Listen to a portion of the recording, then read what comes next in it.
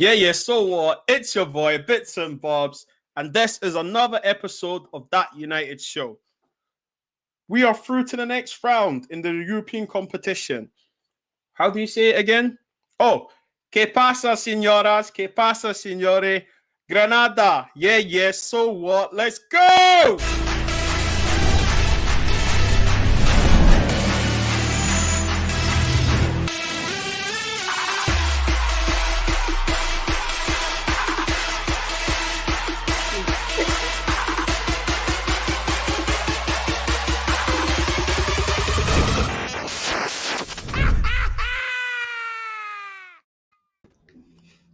Yeah, people, how we doing? How we doing? Colgate teeth all round. How we doing? All good, brother. How you doing? Very good. Yeah.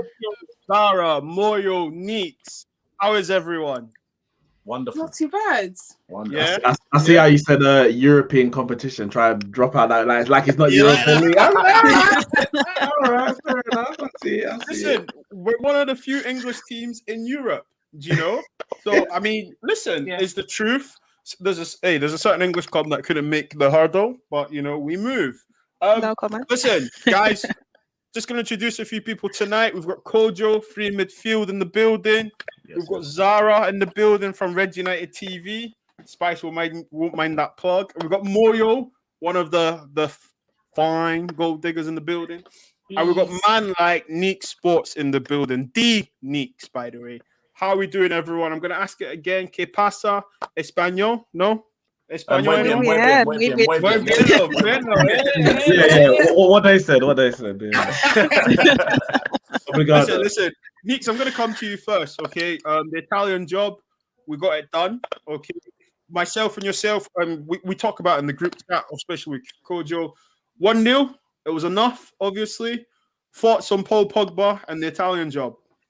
It's a real Italian job, isn't it? 1-0, because that's what the Italian clubs were built on. 1-0, shut up shop. You see, there's a picture that sort of released later with Maldini and some of the boys in it. So he would have, obviously, if it was for his side, he would have loved the 1-0 shut up shop. And I mean, I know you want to talk about Pogba, but talking about 1-0 in defense, I think Victor Lindelof was absolutely brilliant at the back. He gets a lot of stick, and deservedly so at times, especially when it comes to Premier League, because man is lightweight, Victor Linda soft, but European football is his bag, and man was just dominating out there. It was absolutely brilliant to see, and shout out to Harry Maguire as well. He did very well. But of course, listen, Pogba, a star, comes off the bench, wins us the game. Say that again. Pogba, a what? A star. Exclamation mark. A leading light.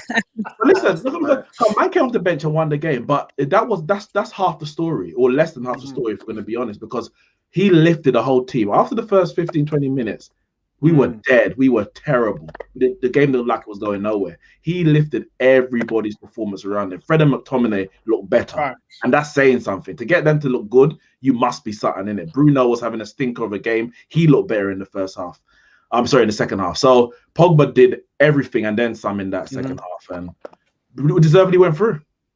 Moyo, we mentioned Pogba there. Okay. Exclamation mark. Yes, your guy. exclamation mark, all that. Cheeky debut for Moyo from the Gold Diggers on the TFT, That United Show. What's your thoughts on yesterday's performance? Yes. I thought the first half was absolutely atrocious. It really was. No, it was a genuine eyesore. You know, like when this is actually paining me to watch this sort of football take place. I don't know if I felt it was nerves. Like, it didn't seem like nerves. Because I thought first 5-10 minutes, I thought we were all right.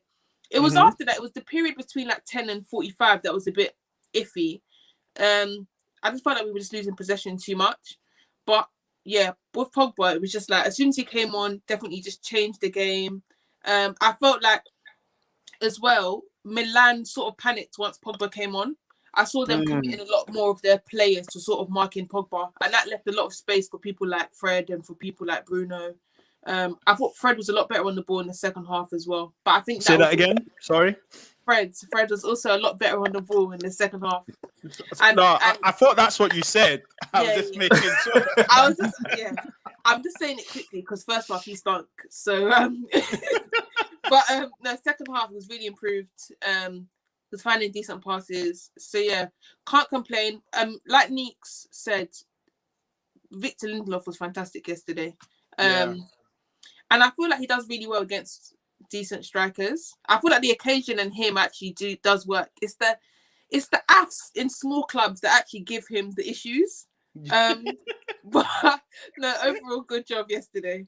Good job. Listen. I mean, Kojo, Moyo saying that obviously Mr. Ice Cool Lindelof, you know, he played really well. Obviously, Pogba gets the plaudits. Okay. I think it was Pogba on the pitch for like 2-3 minutes. And then he got the goal. Moyo said something there. She said the players were absorbed towards Pogba. Now it freed up space. Why is that, Kojo? Because of how intelligent he is on the ball. Listen, when you got Pogba in the midfield and you got someone of that level of quality, it forces the players to up their levels as well. And you know when he's able to make such a difference, everyone needs to do their job as well. Everyone said it so far. The first half was an absolute disgrace. You know what I mean? Fred was awful, McTominay awful, Bruno awful. So that midfield was already crumbling. And if your midfield, which is debatable, but I feel like it's the most important position on the pitch. When that's not running well, the rest of the team does this. It's not as functional as it could be. So the fact that he came on and changed it, despite starting on the left wing, bear in mind, he came in and made a difference. And wherever he played, he was the one player that was making runs into the box a lot more than anybody else had done. So that gives you an extra threat going forward. And he does his defensive work fine. And that forces everyone to lift their level. If a guy can come off the bench and within the first 3 minutes make an impact like that, everyone else has no excuse. That's as simple as it gets. So we're in for some Pog Black excellence. You know what I'm saying? That's what we're going to give him. That's the and coach, on top of that, he just come up from injury. Exactly. So it's not like the man just coming from the bench. Man just coming from injury and was looking like, I'm not saying he was back to his best, but he was a level above everyone else on the pitch. So the rest of them must be ashamed. Like, bloody hell, like this man ain't played for so long, and they're putting me to shame. And that's what Boss was saying about why everyone gravitates to him. I always make up examples of, like, we saw it with France. You know, you saw the video in the dressing room. You saw the video where he wasn't even playing, but everyone came to greet him.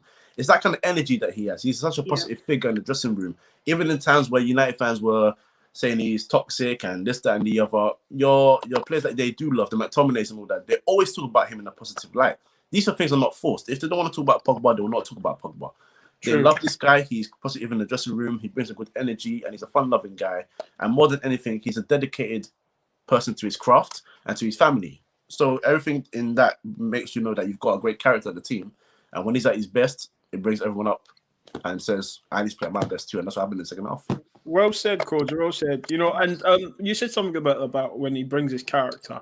It's funny, isn't it? When you're in a football team or when you're in a team, whatever profession you're in, there's always that one person that everyone's happy to see. Everyone's happy to say good morning to, or like that colleague is here. We're gonna be just fine. And I personally felt I know that feeling, boss man. I know that feeling. When I walk into the office, it's like the lights got a sensor. Can they just come on when I walk in? But I don't know. Maybe there's something.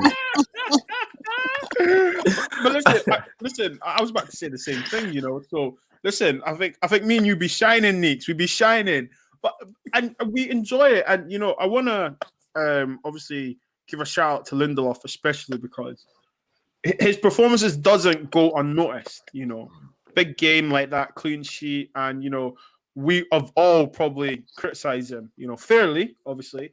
So I'm happy for him. Sarah, I mean, what did you enjoy most of the game besides just the win? Was it the Pog excellence or Lindelof, or was it just the whole fact that we kept a clean sheet? Do you know what? The first 45 minutes, like I was there, like, what the hell? I was ready for that defeat, and I was ready to switch my phone off at the end of the game and just not talk to anybody. Like, I was ready to cut everybody off. And, you know, after the first 5-10 minutes, I'm not going to lie, I got excited. You know, I saw DJ with his penalty opportunity over there. You know, I thought, to me, I'm not being biased or anything, but to me that was a clear penalty. I don't know why he didn't get it. I agree with you. Forget the penalty. Why didn't he pass the ball? Yeah, why didn't he pass the ball? Man. Sorry. Go on, Zara. You know, but I think from that point, the rest of the first half was just dead. You know, Rashford touched the ball once in the first half, and even then he lost the ball. It was just painful to watch, honestly. Pogba definitely made the difference as soon as he came into the second half. first 3 minutes, his goal was outstanding. Yep. The way he, feinted it and just, it was picturesque. It was Even with beautiful. Bruno doing It was his little beautiful. swan movement over there in the front when he just had to hold himself back because he knew magic was about to happen. Like, everything about that was just on point. Our defense, we came strong. Lindelof again deserves his props. He worked hard. It was good to see him up and down the field, and Pogba as well. Man was defending as well as up front. Like, there were a Yep. couple of times where he got the ball back, which was amazing to see. Bruno, painful. As much as I love Bruno, he wasn't there for most of the game. He was very quiet, and it's sad to see that, because their connection, if they're both on point, is just amazing to see. So, good win. Happy to see the 1-0. Glad that Henderson kept that clean sheet. His save, it made up for the first leg game, definitely, because that 100%, was a 100%. beautiful save from Zlatan. Because as much as I love Zlatan too, it's like I couldn't have him score, could not have him come and do bits on us like that. Like, nah, not having it. So I respect Henderson for that. He did his job. And you know what? As much as we go on about Maguire as well, like, I'm not a fan, only because of the price tag that he came with. But Yeah. But you gotta let it go, man. Let the price tag go. gotta let it go. I gotta let it Nah. go. But Don't the worry, way he Sarah, took I'm that never ball letting to it the go, face, so the way he took that ball to the face, it was Yeah, worth yeah. it. I'm not just gonna say it was Wait, worth it. Never let it go. No, that was the moment I let it go. I was like, you know what, that was worth the meals over there. That Yeah, that agreed. block on the face was worth it. Do you know what? You said about Zlatan there, and I think what I noticed when Zlatan came on, we pushed up higher. I don't know if you guys noticed that the backline pushed up higher, and I was amazed what I was watching. I was thinking, wow, has someone just taken charge here and says we don't need to be so deep? I'm thinking, what's going on? Eight months later, do you know? I think I was happy with the in-game management personally, and do you know? I think everyone, as soon as Pogba stepped on the pitch, I think everyone sat at the edge of the seat like, all right, okay, he's gonna now just win the game. I think we were hoping for him to do that, and when he done it, I was doing a watch long. I literally screamed, like literally, I'm talking opera. I screamed. I was like, because it was like, don't talk to me about Pogba's not good enough, or sell this guy, or he's a virus. Are you dumb? Like, do you know who we have at our football club? A whole World Cup winner. Yes. And you wanna do you know what I loved about it as well? He had that new hairstyle. So when he scored and the camera went on him, I was like, his barber, his barber would be like, yeah, that's my work. My guy. Look, he said Zlatan, and Zlatan is Zlatan. He says things that he probably shouldn't say, then he says things that he should say, and so on. He said something very interesting. Neat's going to come to you with this one. He was asked about the difference between the Man United he was in and Man United now, and he said something very Zlatan. He said that it doesn't matter if you don't win nothing. I won trophies with that Man United team. What did that mean to you when you heard that? I didn't hear it. I saw it on Twitter and I didn't click the video. I thought, okay, at least I saw the quote, so that was enough for me. But in terms of what he was saying, listen, I agree. Winning is the ultimate aim. Winning is the ultimate aim, and I guess obviously at Man United we've been spoiled with winning, and it's the ethos of the club, winning and playing good football. But winning comes first, because we've been through seasons. I can vividly remember the 2011 season where we played some awful football. We were unbeaten up until about January, scraping wins against Wolves and Blackpool and all that kind of stuff. Yet we won the league. I can't remember how many points we won it with, but we won it with a low amount, maybe 81 points. So it was very low points. Berbatov got top goal scorer. We won the league because winning was the most important thing. You win, then you play the good football. So he's not wrong. That team under Jose is better than this team because it won the Europa League and because it won the League Cup. Yes, it finished sixth, but it won 2 trophies in that year. Individually, player for player, you might say this one's better. But until this team produces at the final stage, whether it be in an actual cup final or in a league campaign, whatever it might be, you can't say it's as good as teams that's actually won. So he's not wrong in that. But also what I took from it, some people are twisted one way, in the sense that look, he's saying this team's better and it ain't won. Therefore, Solskjaer is underachieving. I took it as, yeah, we do need to win. But what it tells me that Solskjaer's built a team that's the best that we've had since Fergie, that Zlatan can even see, in spite of them not winning something. So we can look at that and take positives, negatives, or just look at the whole spectrum and say we've got work to do, but also progress we've made. Moya, you're nodding your head while Neeks was speaking there. I mean, we all know Zlatan is a character. Obviously, the LeBron James comments, I'm sure he probably lost a few followings. But what he said on Man United, what was your thoughts? And obviously, listen to what Neeks just said. What do you think? Yeah, I agree with Neeks. I agreed with what Zlatan said, to be fair. I don't even think it was that much. I don't even think it was a dig. Like, I watched the video, and I don't actually think he was saying it to, like, boy Man United. He's not even trying to do that. They literally asked him the differences, and he literally said that this team currently is better. But until they do the winning, they can't actually fully be perceived as better. But he said it looks better, and it is better now. And I feel like, for me, all I took that as is that you've done step 1 and 2, and now you need to do step 3, which is win stuff. Yeah. Like, that's literally how I took it as. Dara, what about you? What did you think? Definitely agree with what Moya just said over there. You know, we're moving in the right direction. You know, finally, we're moving in the right direction. And whether it takes a little bit longer for us to have to win those trophies, I'll take that. But as long as we're moving in the right direction, we were remaining stagnant when we were under Jose.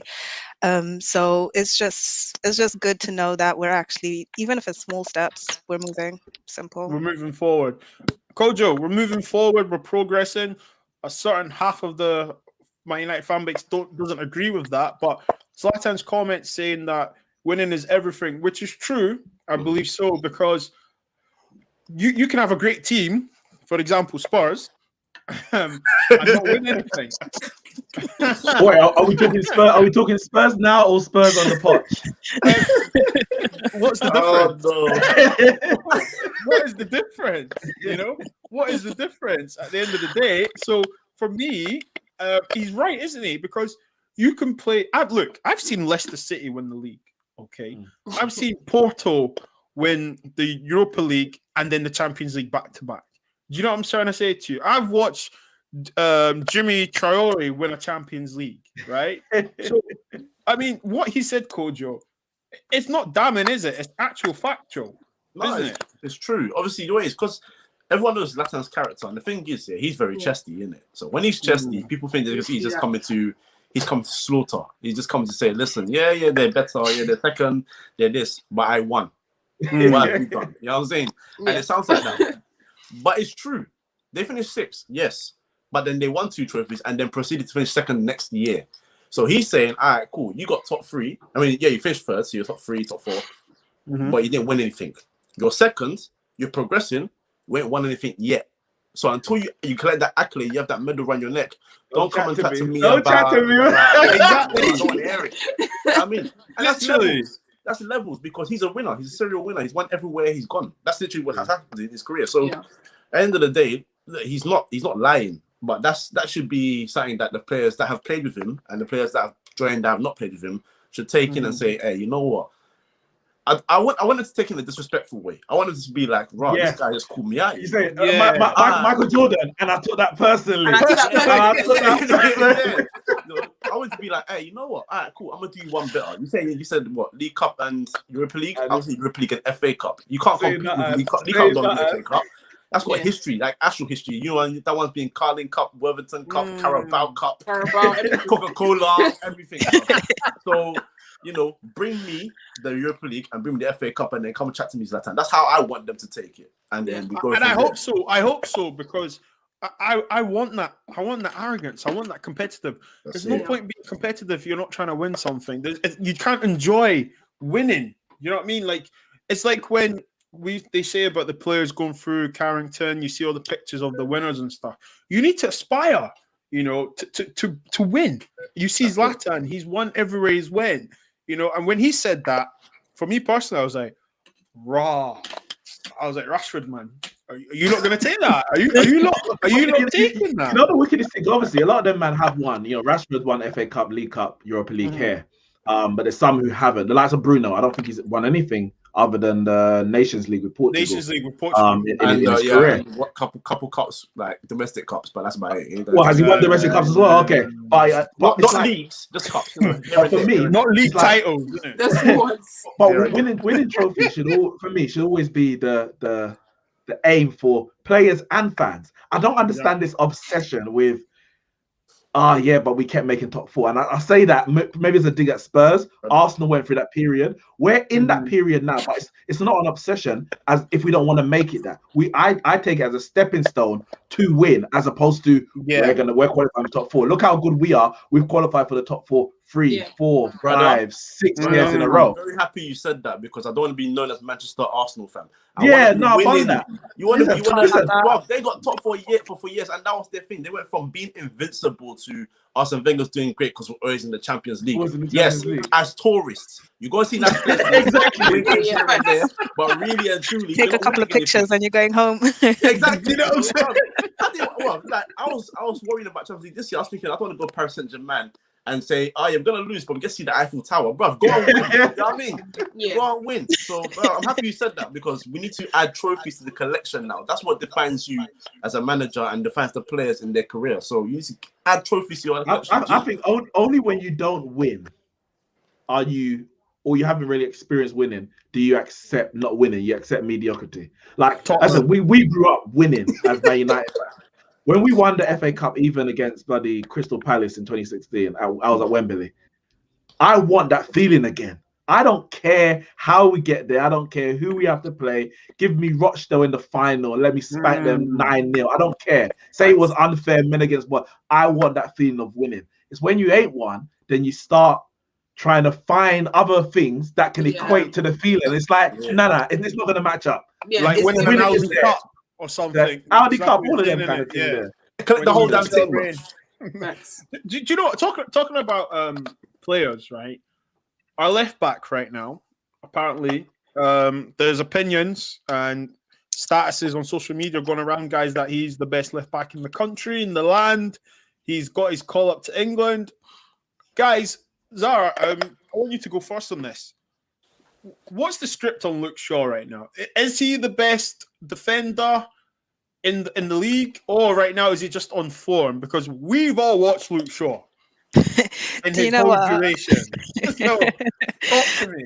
Luke Shaw right now he's on fire, and we've got to give him credit for that. Like his last few games, he's got the work ethic, and we've got to be real with ourselves. The time Luke Shaw switched on was when Tellez came in, and he felt threatened. Do you know what I mean? When he started feeling threatened for that job, that's when he stepped up, which is great and everything. Like full props to that. Whether he's the best left back, I can't give him that. Why not? Why can't you give him that? Give it to him because it's not consistent.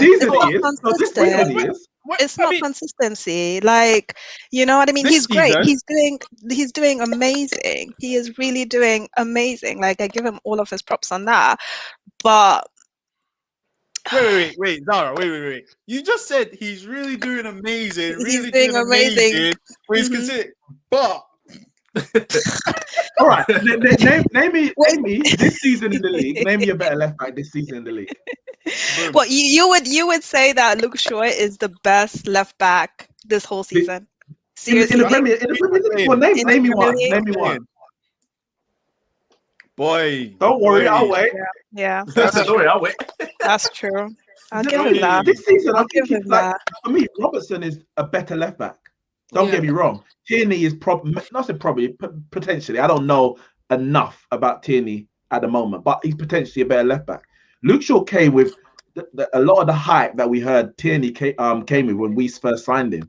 He's returned to the level that he was, or that we expected when he first joined for the first time this season since that leg break. So is Tierney going to be better than him? We have to wait and see. I don't know.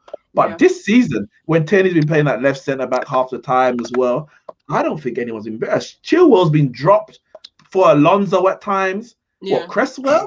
I mean, the fact that man got... So he's the best on form, but is he the best? He's the best this season. When you do the PFA team of the year, when you do the PFA team of the year, he will be there in the left back position. He's all right, cool. I said that, so he's best on form. because he's best this But season. how long is form? How long is form? Because I'm saying the season. So, form for alright, me is 5, 6, 7 games. Exactly. No.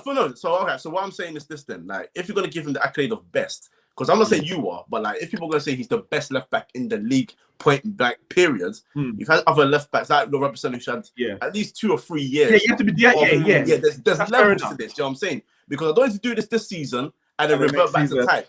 You know what I'm saying? Right now, he's Goku. I don't want to be Yamcha. I need Goku to stay. What you want Gohan? You don't want Great Saiyan man. You want Gohan, Team I want Gohan, Gohan. Super Saiyan 2. Gohan that got older. It needs to be year-on-year basis thing, and I completely agree. Like, you know, he's great right now. He's great right now, full accolade, but you need to prove something. Sorry, like so what are we saying? What are we saying on Luke Shaw? Are we saying that we all agreed that yes, he's having a great season right now?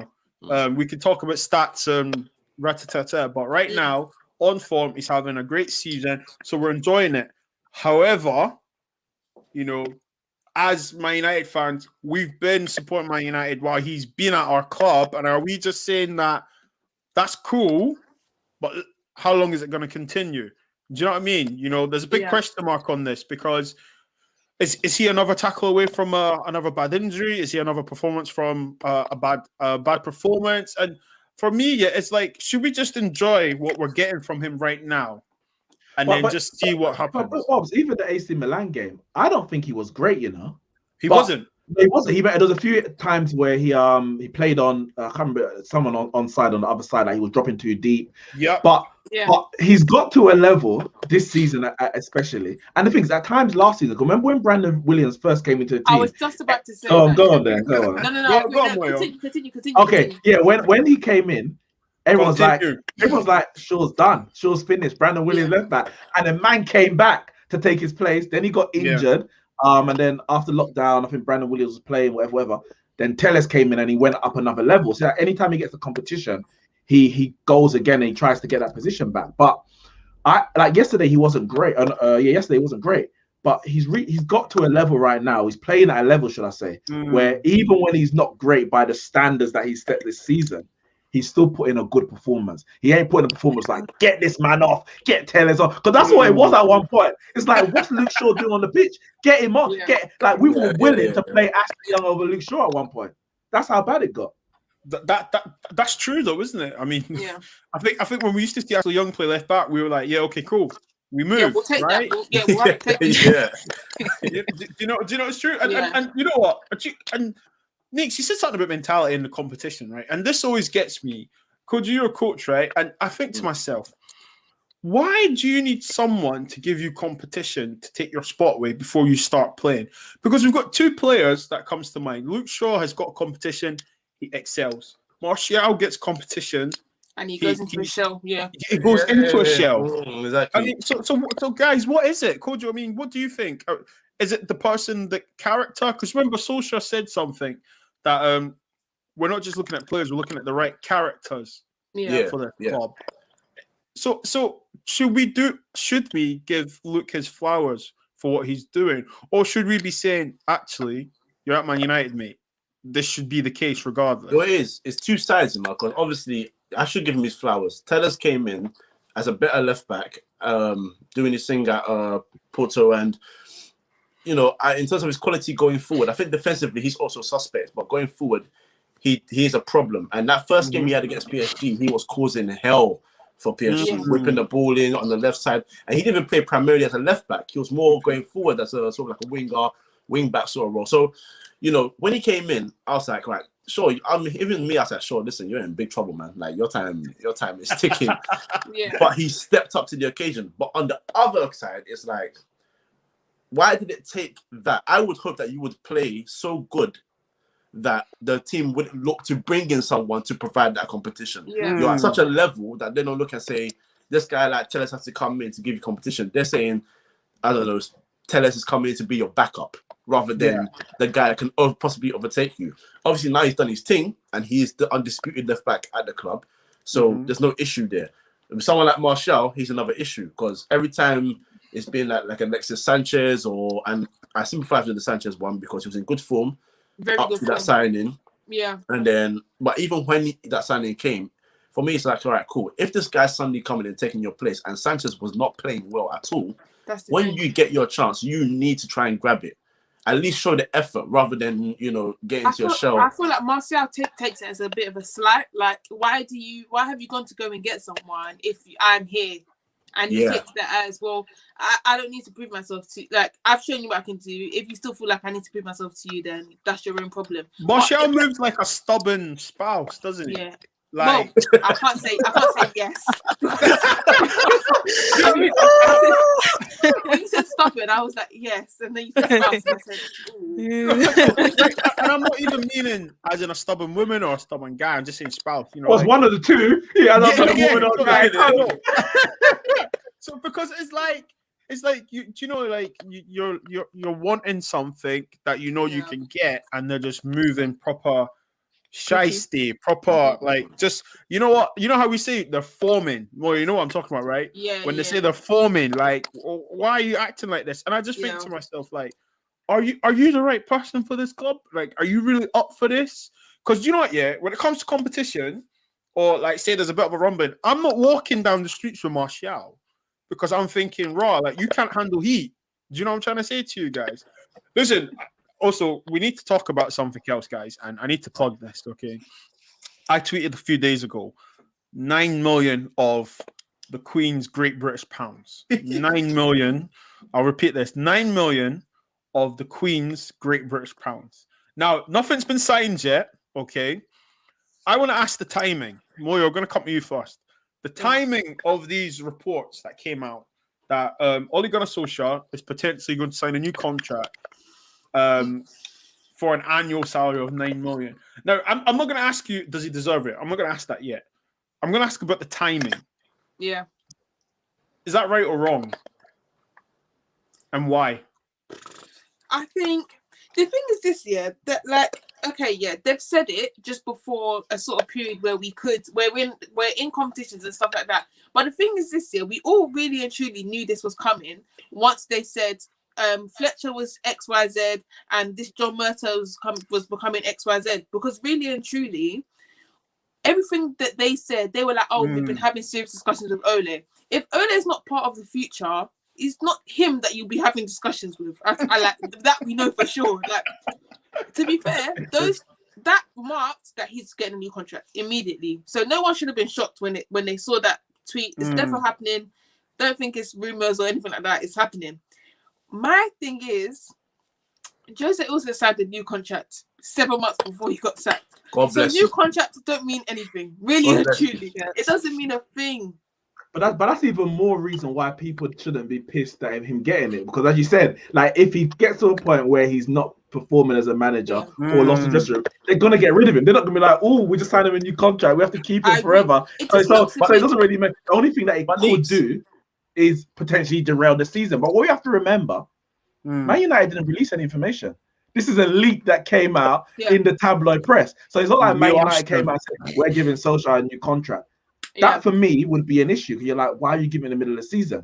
I expect that at this point where they're discussing transfers, etc., surely the talk of a new contract is going to come up. Like, it's just normal. And so that leak gets out, and it's like, man, you did it too. Why are you giving him a contract already? No, let's wait till he signs it. I hope that he gets it, but at the end of the season, because if he doesn't get it, it means he's failed. I don't want Man United to fail. I understand where this club is at. If he gets top 4, they're going to give him a new contract. If he doesn't get a new contract, that means we're not in the Champions League next year. So I'm looking at it like that. So for me, you're going to say something. You're going to come in there. You're going to say something there. When he said, well, to be fair, I was going to come in when Neek said, I want him to get it. But then I heard him say, but I want him to get it. Because if we don't, then it means we haven't. No, because it's genuinely true. Because the only way he doesn't get it right now, the rumours are out because of the fact that it looks like we're almost definitely going to get top 4. If we don't, and he doesn't win, like, literally, if we don't get top 4, his only saving grace will be if he wins a trophy. So either way, he will get a contract unless we literally fail on a crazy level. Like, we would literally have to fail both. We'd have to fail in getting a trophy and fail in getting top 4. So and with Neeks on the reasoning behind it. You see the reason. I don't think I can utter. Well, you guys, were you Ole in or out at the beginning? Do you know what? I was one of the few Who people that Moyos? Boy. The Owen Moyo stands for out. No, I was my actually- thing is, I like the guy. No problems with Ole. And I know that he has steadied the ship. No one can deny that he has steadied a sinking ship. But it gets to the point, that now the waves have settled. This is time for a new captain. Do you get me? Like, this is time for a new captain to steer the ship. The waves are not as treacherous anymore. Do you get what I'm saying? I get what you're saying. I don't agree, but I get what you're saying. Neeks, do it easier. Do it for me. I say this year. All right, cool. Last season, 3rd place, and this season, you're looking like you're going to get top 4. Whether it's 2nd, 3rd, or 4th, you will qualify for the Champions League. It's looking like that for now. That's calm. Where there is a black mark on the other side is we have been to 4 semi-finals, and unfortunately for us, we've lost them. Oh, yes. So now the question is, all right, cool. If you in the competitions that we are left in now, because we're not going to win the league, I think City's going to walk that from here to now. Yeah. If you do not progress in the Europa League, whether that's now or in the semi-finals, or God forbid, I don't want to go to a final and lose because that hurt me more. That hurt me more than lose that semi-final stage. facts. Or you don't win the FA Cup. The question is going to be, all right, you have steadied the ship, but are you the man to take us over the line? Are you the one to get us? And that's a fine question. I have no issue with that question. My issue is people are writing the obituary before he's dead. I.e., you're saying we are not either gonna get top 4 or we are not gonna win a trophy. Therefore, he should be sacked. And I'm like, and I've always been like this. Zara asks, "Are you Ollie in, Ollie out?" Yeah, I'm gonna come to that. I said, judge him at the end of the season. Judge a manager. Why is this the season that he's being judged by the way? He's been here for 2.5 years. No, because last year was his first full season. That's why. Last year was his first full season. That's why. And you have to look at context. Obviously the emotional ride when he first came in, and then obviously the semi-finals. But then we did qualify for top 4. Well, we qualified, but in my opinion, we limped, but we still qualified. For me, I was one of the few people that actually said we could win the league at the beginning of the season. I know it sounds crazy, but I stick with it. And then, come New Year, I got loads of apologies. And then come the second week of the New Year, I stayed quiet. So to answer your question, I'm neither Ole in or Ole out. I'm all about I back Man United. And if he's the manager, I back him. And I will cuss him and as well as praise him. So I hope that answers the question, Zara. No, it does. It does. I mean, I'm on the same level as well. Like the thing with Ole is that he bleeds United. Do you know what I mean? And that has to count for something. When you look at our past managers after Fergie, I just don't feel like they had the heart. They didn't have the United heart, and some of our players are also suffering from that, and you can see it when they play. So the fact that he actually lives and breathes for the team, at first my problem with him was that he was always sitting, during the game and he wasn't there. Playing Candy Crush, isn't it? Like, honestly, that used to get me. Man just didn't feel like he was, but I feel like this season he's really switched on, and some of his subs are, they're performing, except when he brings one Zebe. Let's not talk about one. Yeah. When he makes them, indeed, boy. You know what? I think for me, when someone asks me what do you think of Ole, I think Ole has done a good job in a bad situation. When I say bad situation, he never got the players he wanted, and we all know managers. Not every manager gets the player they want. Let's be serious. We saw Pep. Even Mourinho, Klopp, some managers don't get the players they want. And unfortunately, we didn't. And would we have had a different kind of season if we had a striker and Jadon Sancho? Hindsight's a good thing, But look at the squad we have now, and we are currently in second. But this is it, Bob. People will say, but every manager doesn't get what they want. Okay. But then put into context what he's done, because it's like what they're saying. In one breath, they're saying not every manager should get what they want, but you should still be blitzing the league. I'm not sure. Like, I understand it as not every manager gets what they want, so you have to get the best out of what you can. Now, whether the football is as pretty as it should be or whatever, etc. I mean, that's subjective. It's always going to be subjective about what you like to see, what you don't want to see. But the proof is in the pudding. Now, other than going out of the Champions League, which at the start it would have been not acceptable, but people would have considered it based on the group. But by the end, it was a group we should have got out without a shadow of a doubt. Other than that, we're in a position that is more than acceptable based on where we saw ourselves at the start of the season. We lost to Man City in the League Cup, Manchester City in the final. Look at Kojo and Moyo. Look at Kojo and Moyo attaining the Ollie praise. listen. There is. It's I understand what you're saying, but I think it's because the lack of say something, Kojo. Sorry to stop you. Oh, I love it. Yeah, I love you all guys because I love this discussion, and I think it's funny how we're listening to each other, and we're like, yeah, I understand what you're saying, but let's be that means Leaks, you are chatting so much CS. No, the thing is, I actually get 100% what you're saying. Yeah, 100%. Exactly. Like I was gonna say, the way it's now the lack of patience that comes from boards that we used to see back in the day has now seeped through to the fans. Yes. So there's a different level because you said it. Man United, we were spoiled. Listen, we were spoiled. Yeah, I grew up. My boys were Arsenal fans. Yeah, you won a league title here and there. Well, who cares, bro? My team won 3 in a row twice. Who are you to me? Real talk. You went to a Champions League and your greatest strategy is score 1-on-1. When I went to a Champions League final, my top number 7 banged the header into the bottom corner. It's legacy. But now it's different because when we lost him, we went from 1st to 7th in 1 year and it became chaos. You know what I'm saying? And ever since then, Man United fans have not been happy until we get 1st place back. And that's how it's going to be because we know what we have done in the past and what we've gone with. For me, it's as simple as this. I'm cool with Ole right now because, yes, listen, when he got to the Champions League, that day, I was mad. I was very, very mad. I'm sure we done a stream that day, actually. Bro, and I was effing and jeffing everywhere. I was like, get this guy the hell out of my club. All of that. One.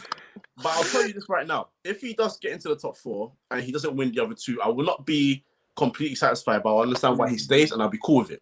However, if he doesn't win any of the 2 and we somehow pull out the top 4, he's done. I will go to his yard and pack his bags myself. Facts. Listen, me and Edward will be there right behind you just in case you forget anything. I genuinely think if that was to happen, I genuinely think they will have to quietly just let him run down his contract. Like they wouldn't be able to speak about him and the contract. No way. No way. There'll be riots. Like there could potentially be riots outside Old Trafford. If we were to drop out of top 4 and not get a trophy, he's finished. Boy. But you see, this is my issue even with Manchester United because it's like, people say, you lot have let the standards fall. No, the problem is that top 4 is considered success by the board. I.e., if you get top 4, you'll get a new contract. If you don't get top 4, you will be sacked. Top 4 should not be the barometer by which you judge a manager. You need to have it's a holistic thing, everything. Yeah. So him not getting top 4, put like this, Klopp's not going to get top 4 this year. I don't think. Yeah. And he's probably going to, but he's going to keep his job because it's a holistic. I hope he doesn't. Yeah, and I was saying to someone the other day, so really and truly, out of the big 6, 2 people have to not get top every year. Every year. So but we literally just judge based on that. To just sack. Literally, if everyone just went around sacking, if you didn't make top 4, we'd be changing 2 managers every single season. That literally. Easy. Their focus is just money, Champions League football. Money, Champions League football. So on saying that, okay, we're agreed on that. Yeah. Okay. So are we seeing a little bit of, I dare say the word structure with Man United now? Hindsight, we qualify for Champions League. We win a trophy. Do we see a new dynasty with Man United and Ole? So what you're saying is now... Man said dynasty! What you're saying is with the structure... I did say in hindsight. I mean, I'm just saying. In hindsight was, Darren Fletcher has come in, John M. something. Do you know what? Kojo, actually. Do you know what? Look, I think... do you know with that appointment, okay? I don't know Myrtle too tough. I know Darren Fletcher. I don't know Darren Fletcher's technical advisor. I feel like fans were saying we need a technical director. We need the DOF, and we get it. I feel like it's like we want jollof rice, but we get toast or Gotta egg and watch- bread or gotta something. watch Do it. you know what I mean? And then it's like, okay, it's like I'm hungry and I need to eat, but this is not what I wanted. But I'm gonna eat it anyway. So, like, I mean, why? Okay, that's the question. Why are people not happy with the appointment of Fletcher and Myrtle? Because it's too. I think okay. From what I've heard from other people, because I'm not actually mad at it at all. I only be mad if we don't do anything with it. But I think from what I've heard from other people, it's close to home. Yeah. So it's easy. So it's sort of like Fletcher was already part of the club anyway, so you found him, spoke to him a little bit. And John Murto, yeah, he came with Moyes, but it's being rumoured that him and Woodward are like this. So when you hear that, and you know you don't like Woodward already, you're like, oh, he's Mandem's here. All right, cool then. It is what it is, isn't it? Are we not up for internal promotions, no? I mean... Well, it depends what we're looking.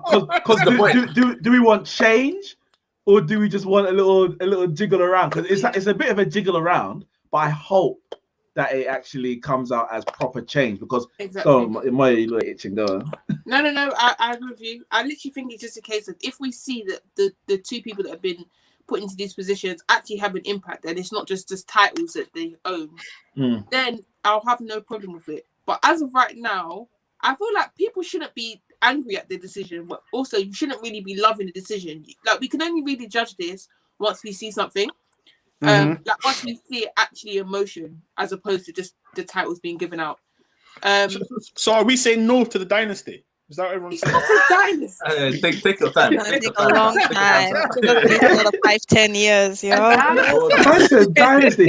Give me a League Cup or give me like a Community Shield, and then we can start talking about something like. I need the Europa FA. I need the Europa and FA before you even start thinking about anything like that. Dynasty. You're moving mad. Do you know what? The funny thing is, yeah, like, I mean, do you know when I'm doing these shows, yeah, and I think about stuff, and I think, you know, like how can we have a laugh at the same time and ask certain questions? Yes, we could be outrageous and stuff. However, I read social media every day, and I think to myself, do you know what I mean? Like, some of the language I see and stuff, and I saw Dynasty, and I thought, you know what, I'm going to ask that question and see the reaction. And, you know, because I think, do you know what, if you want great character building, guys, people that watch this, go read the comments on Twitter. Seriously, it's really good. Listen, talking about character building, okay, great segue there. We have the Dutch Milky Way kid, okay? There's room. One side of the fan base says that he's unhappy. The other side says he's just biding his time. And then the Illuminati are saying that he's leaving. And then when Pogba scores, you see him light up and cheering his teammates on. So, Moyo, I'm going to come to you first. What is it with Donny van de Beek? What is the verdict? Is he going? Is he staying? He's not going anywhere, really and truly. Like, we all know this, really. Like, we all actually know he's not going anywhere. It will look stupid on the club even to even allow him to go somewhere, because then it won't send out a great message to other people that we want to buy, really and truly. Obviously, he wants to play more. I don't think he'd shy away from the fact he wants to play more. Ole himself is not even shying away from the fact that Van de Beek wants to play more. No one is running from that. The problem is that he isn't right now. I don't think he's the type of person, though, that thinks, all right, I didn't play, now I'm off. I think he just wants answers. All right, what do I need to do to play? What needs to happen for me to play? And I think there's a lot of mitigating circumstances in this, in the sense that, like, Pogba got injured and then someone else got injured. Like, he actually had a chance to get into the midfield, but then he himself got injured, which is actually when it's all like, yes, he could have been put into the team beforehand, but sometimes you need luck as well. So, like, he could have been put into the team beforehand, yes, but in this particular instance, once Pogba got injured and we had so many consecutive games, because there was times I know that I'm sure Ole probably wanted to switch the team around. Like, not because he doesn't like Fred and McTominay, because he does. Yeah. He absolutely loves them. But in terms of freshness, Ole would have definitely wanted to bring someone else in. But do you agree, Nix? And you know the biggest thing about it is that so he's come back fit at the same time as Pogba. So it's like it's business as usual. Yeah. Just sitting down. Do you think the initial season is, you can say, a bedding in stage and stuff? Has he literally just been unlucky? Bob, this is what it is. He's suffering because we're crap. And I say that, and I'll explain why. Solskjaer was playing with 4-2-3-1, but with one defensive midfielder and a more attacking or box-to-box midfielder and Bruno at the start of the season. And we were getting slapped left, right, and center. 6-1. We had COVID Pogba, to be fair. Yeah, no. I'm not playing Pogba. Relax, Moyo, relax. I'm just saying. I'm just saying. We were trash. We got slapped 6-1. We got slapped 3-1. We barely beat Brighton. And Solskjaer was like, listen, Solskjaer's job was on the line. Man said, this can't run. And he had a little bit of Jamaican patois as well. I heard it. I said, this can't run. And man said, Fred McTominay, come in. I need you. I'm begging you. Just lock down this midfield. And because of that start to the season and the pressure we were under, and so that Solskjaer was under, he went risk averse. So he slapped the 2 defensive midfielders in there, which means where does Donny fit into that? And he doesn't. Yeah. If that had worked at the first start of the season, then you would have seen, I think, Pogba had his COVID, but Pogba would have come out and Donny would have stepped straight in. Yeah. But he couldn't because we need to lock down the midfield. I do think, however, there are other opportunities where he could have maybe got some more games. Yeah. We're not on the training ground. I don't know for sure, but I just feel that I understand the that he needs to do the first season, but it seems like it's a bit excessive. Like Ziyech has played more than him, and they both come from the same league. And Ziyech has been injured as well. Van Dijk has played more minutes. When did Van Dijk get injured? Look, you know what, Zara, I'm going to come to you with this one, right? And the reason I'm asking this is because people say, "Oh, he's adjusting." Okay, and I'm going to be a bit cutthroat here. It's still the same air you breathe. It's still the same football that you're kicking. Okay, it's still the same amount of players, different color of jersey and whatnot. We are always told, and we always want our players to express themselves. So what's really going on with him? Is he struggling to keep up pace? Because I've seen players like Jorginho walk and control football matches. It's difficult to say because we haven't even seen him on the pitch enough for us to make a proper decision, to be honest. And when he is on the pitch, he hasn't performed to the standards that we know that he can. You know what I mean? When you see his past games, it's painful to watch him play sometimes, you know. And to be honest, like I really think that he's going this summer. I have a feeling that he's going to be leaving us this summer. I mean, I know it's going to be bad for the club and everything, but I think him and Cavani are going to be they're just not going to be able to take it anymore, and they're going to be leaving us. And hopefully that does give us the opportunity to buy more players to come into the midfield, because we need strength in the midfield, and he's just not giving it to us. And also, do you want him to leave? Honestly, like if it's going to bring someone else, then yes. Do you believe it will? That's the thing. What, that he's going to leave? Or that we're going to get in? Yeah. You'll think you're getting Basuma, and they'll just tell you bloody James Garner is getting promoted. Trust me, this will not be what you think. But you know, it's not even that. We need like 3-4 midfielders for us to really be, you know, to really be strong there. And you know, I love what Ole is doing with our under 23s, with our youngsters. But you know, we need to bring some experience in the club. And you know, we see that when Bruno came in at the beginning, like he riled our youngsters up. You know what I mean? We need that experience. And Donny just ain't doing nothing for me right now. I'm sorry. And Zara's saying he's not doing anything. I think he's gonna. She's saying if he leaves, let's make it a smart transfer and business decision so we can make new acquisitions. What do you think? That's a great way to move, and thank you for that, Zara. A great way. We need strength. We need quality. Do you know what I mean? This is like. I've seen stronger midfields at power leagues than flipping McFred. Do you know what I mean? Like, I'm sure us lot could hold it down playing the double pivot or whatever, the twin sixes. Do you know what I'm trying to say to you? Yeah. So is Donny van de Beek going to be sacrificed? Should he be sacrificed? I don't. When we've got two players that struggle to pass through and break the lines. I don't think so. Firstly, I want to just get rid of this whole McFred thing, because you give tagging names to people that you actually love. I don't love them, so I ain't gonna call them McFred.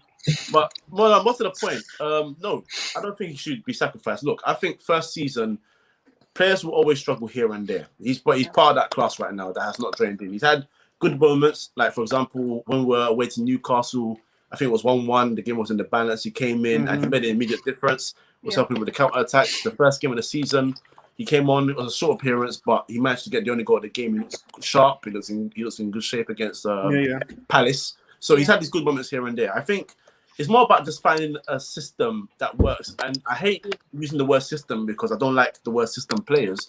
But what it is when you've got a player that can give you some bit of tactical flexibility, I think you have to keep him. I think you have to But find Kojo, ways. would you say he's a substitute player? He's what, Alpha Laney now?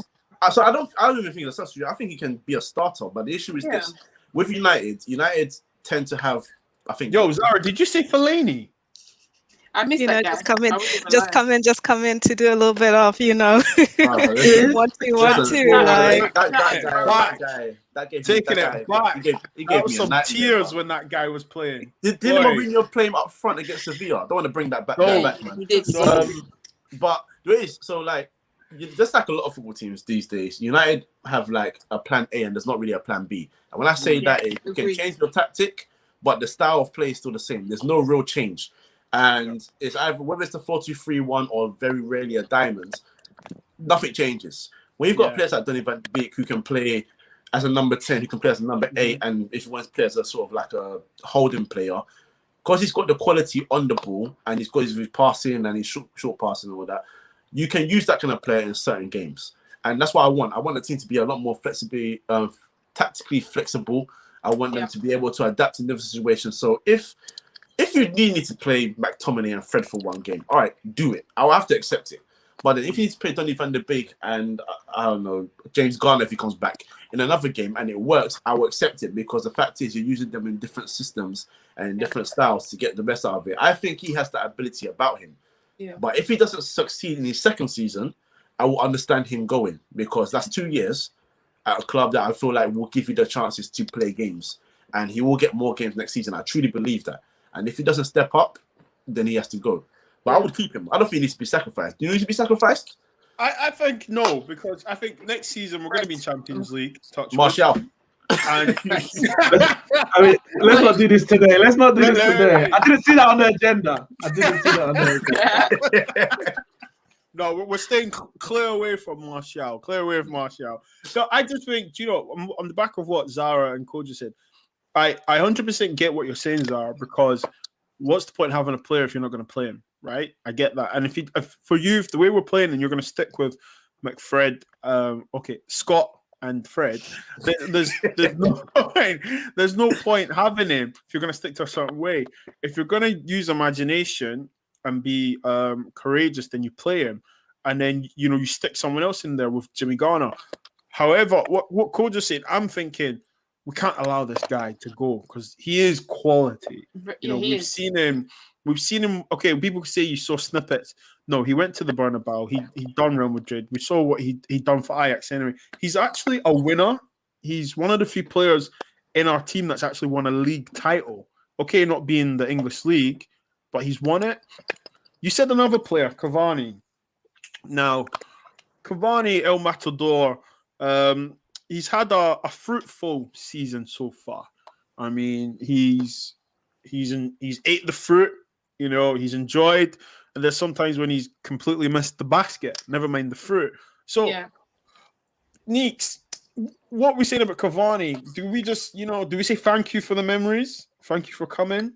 But it's time to go. Listen. If we are about our job this summer, we won't need Cavani next year because that means we're gonna out and go a proper striker. Moyo's talking about bringing man through the academy and James Garner. We're gonna go out and get Danny Ings and Tyrone Mings and say business done. Let's charge towards the title next season, and we're gonna let Cavani go. I mean, as I said, if we do our business right, we won't need Cavani because it means we've gone out and replaced him with an elite striker in his prime. What's an elite striker? Because do you know what? I got a bit of stick on Twitter. I must be doing something right if people don't agree with you. But the way someone was DMing me like, "What's an elite striker?" Bits and bobs. What's an elite striker? I was just like, bro, it's not even 9:30 Monday morning. Like, I even replied like, "Good morning. How are you?" Did you have a good weekend? You know, like we talk about. I say it all the time. We need an elite striker. What's an elite Well, striker? listen, we've got strikers. Like Martial is a striker. Greenwood is a striker. But Gabriel Jesus is a striker. I know he's not ours. But the difference between a striker and an elite striker is them being able to sniff goals. And you speak to, or you hear many other strikers that we've heard through the Premier League years. Andy Cole being one that I want to mention. He speaks about how, as a striker, you just know where to be in the box. Our strikers, other than Cavani, do not know where to be. They are never there. That's not there. So they are somewhere, but they're not where they need to be at all times. And it's so frustrating. We need a striker who's got the natural movement or the learned movement. I don't care. You know, Sterling learned his movement, hence why he scored so much goals. We need someone who's got the movement of the striker to be in the right position to receive the cross. So you see where the attacker is on the right hand side or left hand side. You're like, well, this cross is likely to go to the near post, or it's gonna, or let me pull up a position where it can be dragged back. Yesterday, Luke Shaw's running down a ball from brilliant ball from Maguire. Luke Shaw's sprinting. Rashford and Greenwood just jogging towards the area, and it, obviously man tried to cut it across. I think it went out for a corner anyway. But it's like no one's there. You literally want a striker to die to get to that goal. Like that's for the goal. If Our I strikers, have to literally kill myself to get there, they're not hungry to score. Like Martial is actually a good finisher. This season's been terrible, but he's not hungry to score. Scoring is not the be all and end all for him. And I want a striker who is dying to score goals. I want a striker that's swearing on his daughter's life that he touched that ball. basically. And listen, and the way that Spurs are moving, go out and get Harry Kane. There have been rumors that Kane is linked, but let's be serious. Mourinho ain't gonna let Kane come to United. Mourinho might not have a say. He might not even be there to have a say. That's true. She's not wrong though, but okay, it's not Mourinho, but Daniel Levy. Listen, he's gonna come and say, "Oh, United." Because he knows it's gonna turn our team. We bought Carrick, we bought Berbatov. After Berbatov, by the way, he said never again. But after Berbatov, he said never again. Am I? And how long did Berbatov take as well? They accepted an offer from Man City. Listen, if we get Harry Kane, I'm telling you, they're gonna say 200 million plus Pogba and De Gea. No. He's still got like 3 years left on his contract. No, but listen. We need to realize the situation here, guys. Kane holds all the cards here. Okay, in my opinion, he holds all the cards, but he's a loser. So, not by like. But she's not lying though. No, but it's true. He wants the silverware. He does. Not as in his ability to win. He's a loser. But in terms he is though, because his ability to win, he's lost. He's content. Yeah, I think he's weighed it up in his brain. And yes, trophies would be lovely. I still think he thinks he will win something at Spurs. That's not the league. He doesn't think he's winning the league or Champions League at Spurs. But I think he's weighed it up and he said he knows 110% he's going to get consistent service at Spurs. Like, when you start going to another club, you're going to see unknown a bit. Does this club know how to create chances for me on a consistent basis? Because that's one thing with us, before Bruno especially, we weren't really creating that many chances for a striker. Our striker was getting about 2 chances, and if you miss both, you ain't scoring. That's it.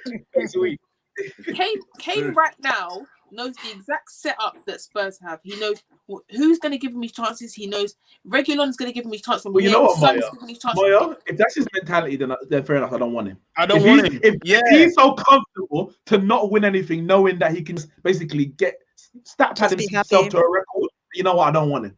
I think he'll take the trophies over. No, I think he wants the trophies over the accolades, as in over the individual accolades. Yeah, but the problem is, how are United a guarantee of those said trophies? We aren't. Obviously, end of the season we won the double and finished second. What are you talking about, Maya? Yeah, exactly. But no, I hear what you're saying. Yeah, but we need to look at the realistic shit. He's not going to go to Chelsea. That's not happening. Okay. No, Man City, I don't think they. I mean, the highest they've ever they spent on don't players want is to. 60, 65 million. I don't see them doing it. Okay, he's not going to Arsenal, so he's not going to Liverpool, and he's not going to Yeah, I think flipping. if he moves in the league, it will be to us. Definitely. Yeah, I think we've got a great chance, and I think Tottenham, he holds all the cards because I think he will say to them, "Look, I'm sorry, but I need to go." And I can see Harry Kane being really, really, really saying he'll do the club knows my wishes. But when it comes down to it, if you really want to move, you want to win trophies, you need to say, Levy, listen, mate, I'm gone. And let's go to Man United. Be that striker. We know, look, he can score any kind of goals. Headers, the ugly ones, outside the box, free kicks, penalties. Come to us. And then let us deal with the creative problem when you come. Do you get what I'm trying to say to you? Yeah. Zara, what do you think?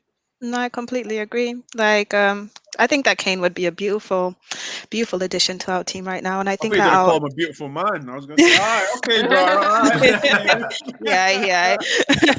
yeah. And we've got to be realistic. Like, we're not going to get Haaland. Like, we can't afford that shit right now. Like, man is on what, 250 per week? Like, that's madness. But like, petty money. But like, if you look at it, the rest of the big six, like they're comfortable with their strikers right now, and Kane seems like the type that wants the silverware. And you know what? The way that he takes it personally when he doesn't score a goal. Do you know what I like? That's what I like about him. When he misses a chance, like especially a set chance, like you can see the pain in his eyes. You know what I mean? And that's what we need right now. And I think that he would basically, build our midfield up so that the balls are getting passed to him because they know that he's going to be able to convert them into goals. So 100%. he would definitely change our team. We need somebody up front that we know that no matter where we're kicking the ball, like, because truthfully, all our assists are flukes, let's be honest. Like, when we be crossing, like, you just got to pray there's somebody at the end of the ball because it's a 50-50 chance. You don't score, right? Exactly. Do you know what I'm saying? He would definitely be able to smell those out. So, yeah. I didn't want to bring up Haaland because everyone else seems to be doing it for us on social media. But I wanna just quickly touch on it. Is it more likely that he comes to us if he comes to England? What's the probability? Yeah. He'll come as an opposition. That's what he's coming. Yeah, literally with Pep on the bus, on the Man City bus to Old Trafford. Listen, yep. Either in City or he's gonna do what Bayern Munich. You know what Bayern Munich do. All right, Haaland. Yeah, of course. Stay there another 2 years. Let your contract run down. Then, bruv. You know what? Lewandowski will be done by then. Come true to the. I would actually be surprised if he went to Bayern. Same. I think he's the one person I'd be surprised if he went to Bayern. Why? Think if it's not Man City, it's Real Madrid. Something like that. I don't even think Real Madrid right now. Like, yes, they bought Hazard, but they want an elite. Not just someone who's elite on the pitch here. They want a brand. Galactical. Yeah. They want Real Madrid going for Ronaldo right now. Again, apparently so. Yeah, I did hear about that. Apparently it's lies. I heard about I that. saw rumors though, but they were like, "Nah, please." They said we've got big fish that we need to fry right now, and Ronaldo is not the fish. So listen, I'm gonna end it on there. Boy, that was brilliant. That was absolutely brilliant. Absolutely brilliant. Guys, I'm not gonna lie to you. That was the best podcast we've had. Seriously, thank you so much. We've laughed, we gingered.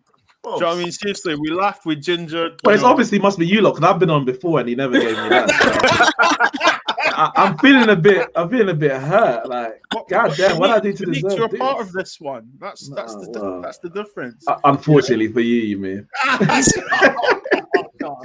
No, but guys, thank you so much. Seriously.